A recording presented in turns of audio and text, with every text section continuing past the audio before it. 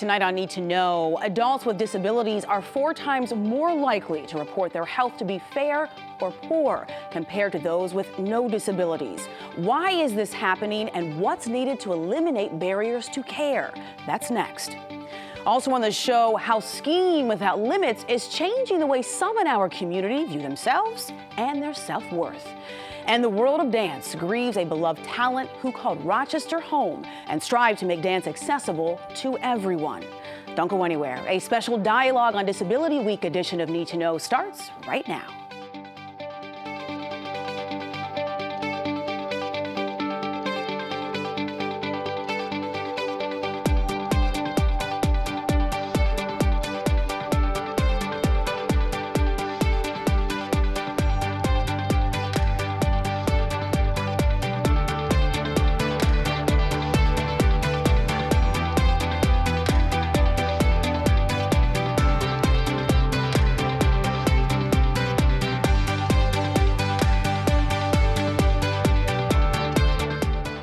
Going in for a mammogram, learning how to keep your cholesterol in check, and understanding your blood pressure all represent basic health care.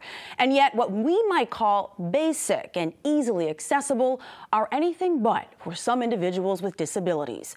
There are a number of gaps and barriers to health care impacting the long-term health of some in our community. Joining me to make these disparities known, plus discuss measures to eliminate barriers to care, is Susan Hetherington, Associate Professor and Director of the Strong Center for Developmental Disabilities at the University of Rochester, and J.D. Flores, a Self-Advocacy Discipline Coordinator with the University of Rochester LEND program. And welcome to you both, and I appreciate you being here today. Thank you. Susan, when we hear the term health disparities, talk about what are we discussing in particular in the context of issues impacting individuals with disabilities? Well, you talked about some of them in your introduction. We know that people with disabilities in general are 5 times more likely to be diabetic, are 3 to 4 times more likely to have cardiovascular disease. There's more obesity, less activity. It's a very complicated, complex issue because there are so many reasons. Talk a little bit about, healthcare. This is a topic of conversation in a big way in our country, and yet we don't hear these conversations about health disparities impacting people with disabilities, considering the fact that they make up the largest minority population in the U.S. So, J.D., why are we not hearing enough about this? In my humble opinion, I can't speak for anybody else. I can speak for myself. I think we're still working, people with disabilities are working on achieving personhood. I don't think people view us as people yet because healthcare is something that's supposed to be for everyone. Even hospitals are supposed to be universal. But when you go into these places, they're not necessarily accessible. The providers aren't necessarily prepared to treat you. We're not even taught as a general, part of general education, we're electives. So if you want to study the population of people with disabilities, it's an elective. It has to be a choice of yours to be interested in that. So the fact that it's a choice means it's a choice for you to treat me. It's a choice for you to see me as a provider. So until we achieve personhood, I don't think people are going to see us or view us. I think that at large, that's the problem.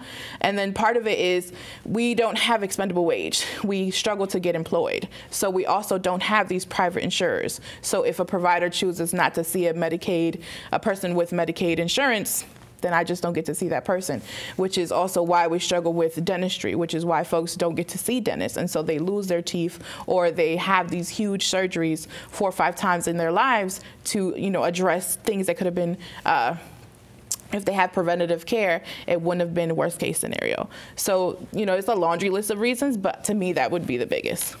If I could add to that, you may know that people with disabilities in Rochester are the poorest people with disabilities of any urban area in the country. So if you're poor, then your access to health care is significantly affected. We also, as JD mentioned, providers are not prepared. They don't have the education, especially in the adult world. Specialists don't know how to work with people with disabilities. And another area, and JD has worked with us on this, is health literacy. That people with disabilities are not, perhaps because they're not being treated as people, are not taught the health literacy skills that we all need to be healthy people. JD, tell me a little bit about your experience. I mean, what has your experience been like to seek care, to seek, doctoral support, whatever the case may be? Talk a little bit about your health journey. So as a child, like, it's easier because people with disabilities are cute as children. Like, everyone loves us then. Everyone has some sort of, they all want to care for us. They all want to provide all these things. But when you hit 18, you kind of age out. And what they call it is you fall off the medical cliff because you no longer have a medical home. So from 18, I'll say, to at least, I'm 28 right now, so 18 to 26, I was emergency room surfing because I couldn't find a provider that would work for me. So I would go to a clinic. The clinic would be inaccessible, so I just wouldn't return. I just would go for one appointment, get just like the welcome visit, and then after that, I just knew it wouldn't work for me. So the older you get, in my experience, the older you get, the less touches you receive as an adult. So the doctors weren't physically touching me. They would just look at me and guess and kind of check as to what was wrong, what I might need. So I was like, all right, well, I can't do this. This isn't working for me. You're not really serving a purpose to me. So after a while, I just stopped going, and if things got really bad, because that was the only time I sought care was when things were at the worst, it would be to emergency room. So I would just go to one emergency room after the next, just hoping to remediate whatever issue it was. But then I hit my wheelchair. You need to have a doctor on file in order to get your wheelchair fixed or new wheelchair. And so that was the stage that I was at. And so they refused to fix my chair unless I had a doctor on file. So then I had to find a clinic. I had to find a doctor because at the time my wheelchair's name was Bonnie. Bonnie needed to be fixed, so I needed to keep Bonnie going. Yeah. So I joined a random clinic, and he actually gave me a physical prescription. And it was like, no, this isn't how this process goes. This isn't, you don't hand me anything. Like, it's the doctor's office speaks to the wheelchair company, and they work out things together. So I got lucky. We have the Complex Care Center here in Rochester, and I was on their advisory board. So I just pure luck to be on their advisory board, and I was able to get into the clinic. And the Complex Care Center is made specifically for folks with disabilities. So the rooms are bigger. They have a scale that weighs you in your chair, and it's pretty much a one-stop shop. And so I got lucky from being on their board that I was able to they have a waiting list, but I was able to kind of slide in. And so from there which was right on time, because Bonnie actually died a month later. So I was able to get a new wheelchair and have a doctor on file to make that happen. But prior to that, I could have been dying and wouldn't have known it. And had you not been on that board, the chances of getting in when you needed to. Very slim. Research from Oregon Health and Science University, they found that healthcare providers gather more information on pain, depression, stress, work, hobbies, etc. for patients with disabilities and collect less information about smoking, blood pressure, some of these things we're talking about, Susan, cholesterol, mammograms, and sexual activity, and more. Talk about, first of all, what are the consequences of not focusing in on some of these basic and primary and preventive care measures? What are the consequences of not doing that? Well, I was just given this statistic that women with intellectual and developmental disabilities, labor and delivery costs are, I have to look, 50% more expensive than those without disabilities. And why is that? So many of the things we've been talking about, lack of prenatal care, inability to get on an examining table. Think of that. You have a baby. If your obstetrician doesn't have a table that you can get on, then are you likely to go back? And then, of course, we've talked about poverty. We've talked about the other health problems, smoking, lack of activity. So all of these prenatal activities or issues lead to far more expensive health care. And how can the medical community take more ownership of its role and ensuring that healthcare professionals are adequately educated and trained to make to help prevent these barriers and these issues that are taking place? I mean, there's a lot. So one, it would have to be in just the physical design of an actual hospital, and just in the design of curriculum, and the design of how med students are trained and built up to be actual doctors. Like, that has to change. Also, when we look at how we're treating people and when we look at how different things, so like the opioid crisis is a major thing, right, in this country. But pain is also a high thing that happens for people with disabilities. So now, because the opioid crisis is happening, I have to pay for the consequences of someone else's decisions, because the way my pain management is happening has to be different because the rest of the world is living in the opioid crisis. So we have to understand that, like, my cohort of folks is different than the cohort of mainstream America, just because we were already othered, right? So I don't have any like statistics to tell you this, but what I can tell you from what I've lived in my personal opinion is we have to be conscious that our thinking of how the world is working and how everyone else is living is a little different from me. And so we have to prepare for it to be a little different, but at the same time, you know? So I should be able to go into any hospital and not have to worry about that I should have brought someone with me, because how am I gonna get on the bed? How am I gonna get, you know, if I need an MRI, how is that gonna work for me? Or if so I had a spinal tap. I had a migraine for 3 weeks.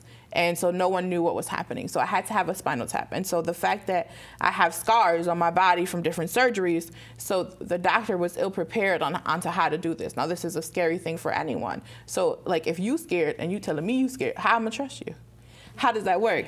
So we need to change the way med students are trained up, and then change the way our hospitals look.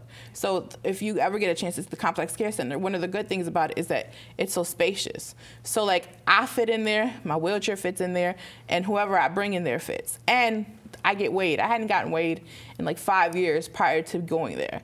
So, like, those are things that matter. And then also, if you look like you know what you're talking about, if I don't feel like an alien to you, then I'm more prone to come back to you. Because most of the time, I'm explaining to doctors what cerebral palsy is versus them telling me how it could.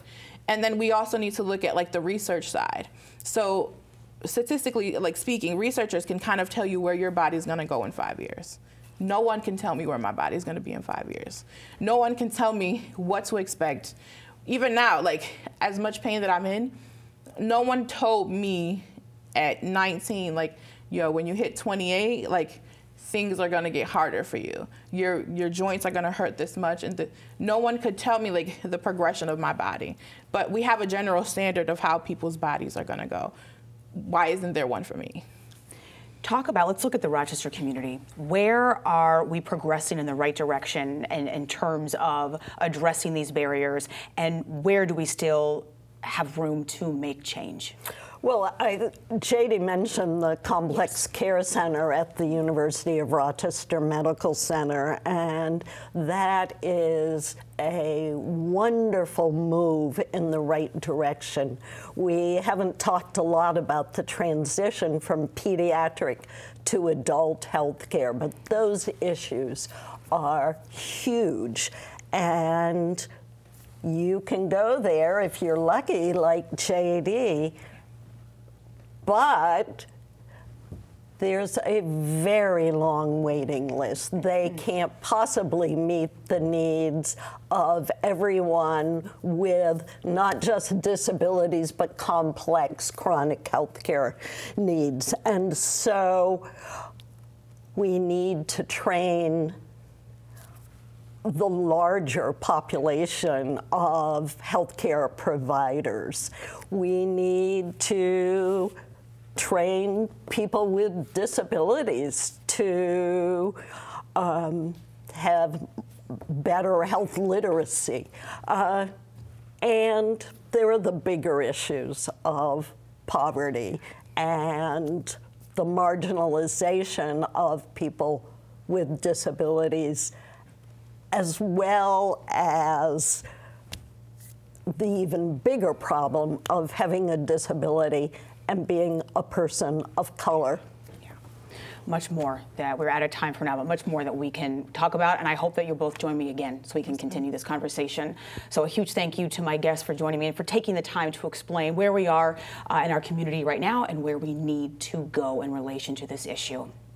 And you can learn more about the Strong Center for Developmental Disabilities and programs and resources available to you and our community. Just go to our website, wxxinews.org, and click on the Need to Know link. World champion ski racer Lindsey Vonn has said, "I always channeled what I felt emotionally into skiing. My insecurities, my anger, my disappointment. Skiing was always my outlet, and it worked." Snow sports have long been hailed for their therapeutic benefits. Benefits available to all people of all different abilities. For decades, a local program has been making such benefits an option by offering adaptive sporting opportunities to individuals with disabilities. Sportsnet, a collaboration of the Al Siegel Community of Agencies, CP Rochester, and Rochester Rehabilitation, recently launched its annual adaptive ski season. Joining me to share more about this program, its long-term impact, and the rush of skiing is Michael Kokweit, Sportsnet Supervisor, Kirsten Smith, President of the Rochester Area Blind Athletes, Inc., and Ryan Chalmers, Director of Rochester Rookies. Welcome to all of you, and thank you for being here. Thank you. So I will admit I have a love-hate relationship with skiing because I love the idea of being on a mountain in this leisurely run to the bottom, but when I get off the lift, I am absolutely terrified. It is not an easy sport. So I want to know what's required to enjoy the process of skiing and to survive the process. What do you think? Michael, you're laughing. You go. Well, I think the biggest thing is, and this is advice I give to everyone. I'm kind of biased because I am a ski and snowboard instructor, but get someone who knows how to ski and snowboard and how to teach it. The thing that we don't like seeing is someone come to the mountain and go with their friends to the top and say, I'll figure it out on my way down. Because as you said, that's not a very fun experience. No. But when you start at the bunny hill and work with an instructor who can teach, and that's why at Shared Ski Adventures, we're so fortunate. We have 57 volunteers this year who are all instructors to help out to teach everyone how to ski and share in that experience. Wow. So I want to know, Ryan and Kirsten, what first drew you to skiing, and was adaptive skiing an option available to you when you were a child? Yeah, so I went through the adaptive ski when I was very young. I think I started when I was about 9 years old, and I was actually what Mike here said to not do was get up there and say, let's just figure that out. Right. Luckily, they had the volunteers and supporting crew to tell me not to do that when I first jumped into skiing. But really, for me as a young kid, I just wanted to try everything. There are so many opportunities out there, especially in Rochester with recreation, and hearing about skiing, it was something I knew I would fall in love with right away. The speed, the adrenaline of it, and really once you got there with Shared Ski Adventures, it was really the camaraderie as well, people coming together, and it was really just something special and something that I haven't done in a little while, and something that I miss, and actually will be trying again in February. So fingers crossed. And Kirsten, what about you? What drew you in? Well, I hate the winter. And I really wanted to try to find something that I could do outside and enjoy being in the cold. I grew up in New Hampshire and was a high partial legally blind person at that point. I learned to ski at the end of high school when I decided to defy my gymnastics coach and take the risk, and just blended in with everybody else, and never put skis on again for decades until last winter when I found Shared Ski Adventures. And just that simultaneous terror and exhilaration and sense of accomplishment. You can go to Disney, but there's something about your own participation, the fact that it's not all been calculated by engineers, and the trust that you develop with your instructors is just incredible. You don't even notice you're cold. That's good. Well, that's a plus. So, Michael, when people hear the word adaptive, they may not necessarily understand what that means. So explain, what is adaptive skiing? What does that term mean? Sure. So what we're doing, a lot of people think of a certain particular disability, and that's not what adaptive is at all. It's we're taking the challenge out that person's facing and making skiing accessible. And that's with any sport that we do. We're taking away those challenges and making that activity accessible to the individual. We're just adapting to fit the need. I read an article about an adaptive skier who happens to be a mother, and she said she loved it because it was something that the whole family could do together. But the thing that really struck me about her is that she's skiing moguls and going down black diamonds. I mean, these are things I would never even consider trying to do. And she said, this was a quote from the article, "Adaptive skiing changed my life. I realized that if I can ski, there's much more that I can do." So are these the types of experiences that you've had? Are these the types of stories that you've heard from people? Is this impactful? Do you develop greater self-awareness? What are the benefits of this? So my favorite piece is with the family unit. And when we can get a family skiing together, that is so much fun. And people usually think that it's, we're teaching the kid with a disability how to ski with their parents. Not always the case. Some of our best instructors were parents that didn't know how to ski, but then their child with a disability said, I want to ski. So you got to learn too. So we trained them, and now they stick with us. Even their kids are adults and go off and ski independently, and they're still with us as instructors. But we have 2 families this year that are out skiing through Shared Ski Adventures that otherwise one of the family participants would be left out. So that's something that's really powerful, of keeping that family unit strong and sharing that experience together. Ryan, Kirsten? You've done it forever, Ryan. I mean, so. Yes, I have. It really just comes to show that, it's just about opportunity, right? You can get out there, anyone can ski if they have the right equipment. It's just like, going through on a sidewalk and getting into a building. It's that one step in the way that's really just showing, making someone feel like they have a disability, when really all it is putting a little bit of a ramp going into a building. It's the exact same thing when it comes to recreation and with skiing, is that if you give the outriggers, you allow people to get into the sit ski, they can ski just like everyone else, and you give them that opportunity. It's just that people need to come together and realize that within the community and give that opportunity, and that's exactly what's happening here. I think of it like joint problem solving, So much of my life I've had to develop my own accommodations or solutions to challenges that I face. And I've come to this community of skiers where we're all thinking about how to do this together for every individual's specific needs. And we're all different. Every blind skier is different from another blind skier. All quads have different needs from each other. The process of developing a language set to work with my both hearing impairment and sightlessness with my instructors it was just incredible, and to watch other people do the same thing. And we're all fascinated by how each of us develops our own accommodations and accessibility. Having access, I think, to sports is one thing, but then there's a financial investment as well, because skis aren't cheap. Adaptive equipment isn't necessarily cheap. How can those that don't have the financial means access Shared Ski Adventures among other opportunities that are available with Sportsnet? Well, one thing I have to mention I think is so powerful about the Shared Ski program is every volunteer makes a donation to Shared Ski Adventures every year to keep that program operating. So it's cheaper to participate in Shared Ski Adventures. Actually, less expensive. We're not cheap. We're high quality, right? But it's less expensive than to take a lesson at any other mountain in Western New York. And we do that intentionally because a lot of these families and individuals, they're facing work challenges. They're facing financial things because of certain health complications. So we take that upon ourselves. We do tons of fundraisers. We have a scholarship fund that's been started started by a couple of the volunteers, but the volunteers drive that and make it accessible. And we have a very supportive mountain. Swain gives us the group discount as they give to any large groups. And then they don't want equipment to be a barrier. So we have an agreement. We don't charge any rental fees for our equipment. They don't charge any rental fees for theirs. And that's an agreement we have that just, I can't say enough good things about the Swain Ski Resort and their support of our program. Ryan, you mentioned something, you said opportunity, being able just to have that opportunity to participate in something like this. Are there other barriers to access that our community needs to know about or address when it comes to creating opportunities, whether it's young people or adults, to participate in adaptive sports? From a lot of, as we mentioned before, I'm the director of the Rochester Rookies, which is a program in the Center for Disability Rights for track and field. And what I've seen, a lot of it is transportation. Yes.